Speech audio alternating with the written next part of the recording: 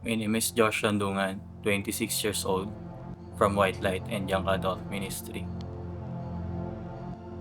15 years old ako, na-expelled ako sa school.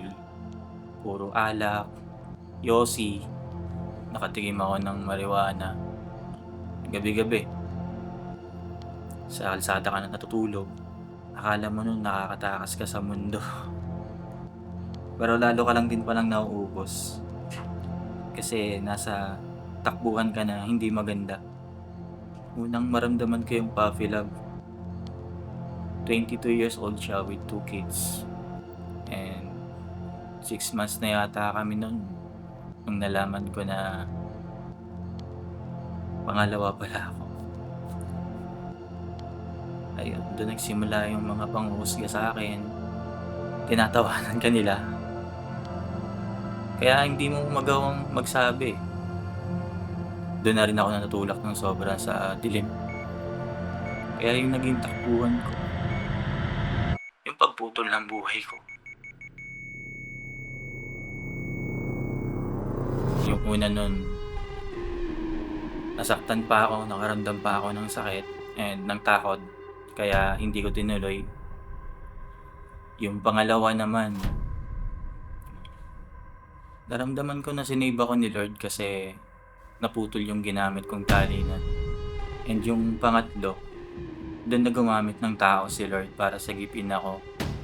Dahil segundo na lang nun, wala na ako sa mundo. And yung ginamit na tao ng Lord nun is yung kuya ko. Patuloy na kinilusan ni Lord yung buhay ko. At 17 years old, naging working student ako. Unang beses ko naka-attend dito sa Church of God. Na-invite ako ng kaibigan ko. At dito ko rin na-encounter si Lord. Ayun, unti-unti, inalis ni Lord yung mga bisyo. Pero sinubok din agad ni Lord yung kung gaano ako ka-faithful eh. Dumating yung pandemic noon, 2020. Doon ako bumagsak ulit. Pakiramdam ko parang palagi akong nadadala sa dilim. Nasanay akong mag-isa. Nakakagawa na uli ako ng mga maling bagay para sumaya. Naging outlet ko yung tattoo kapag nasasaktan ako. After pandemic, nagkaroon ako ng bagong work eh. Dito uli ako na in love. Hanggang sa nabuntis ko yung partner ko. Then nawalan ako ng baby. Doon na umabot yung point na kinuha ko yung baril ko. Pinuto ko ng 2 beses sa ulo ko.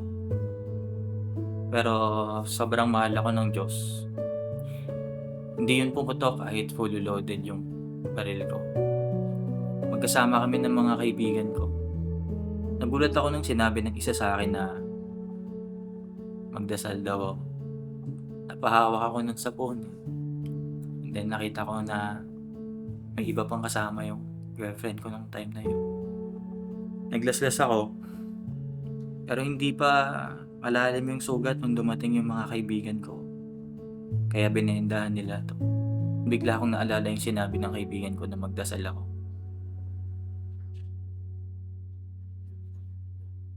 Doon ko rin naalala na ang dami ko palang ginawang mali para lang sumaya. Kahit paulit-ulit ko na tinatakasan yung buhay ko. Paulit-ulit din ako na sinisave ni Lord para bumalik sa Kanya. So bumalik ako dito sa church.